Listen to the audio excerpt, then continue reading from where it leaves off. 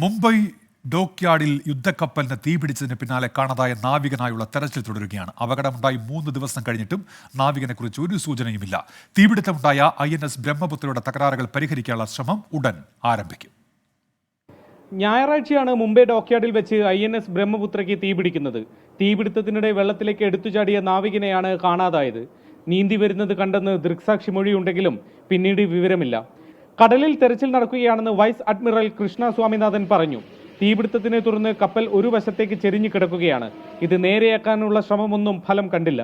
കപ്പലിന് അതീവ ഗുരുതരമായ തകരാർ സംഭവിച്ചെന്നാണ് വിലയിരുത്തൽ. ഇത് തിട്ടപ്പെടുത്താൻ കൂടുതൽ പരിശോധന വേണം. ഇന്നലെ നാവികസേനാ മേധാവി മുംബൈയിലെത്തി നേരിട്ട് വിവരശേഖരണം നടത്തി. 2000 മുതൽ നാവികസേനയുടെ ഭാഗമാണ് INS ബ്രഹ്മപുത്ര. 24 മുംബൈ.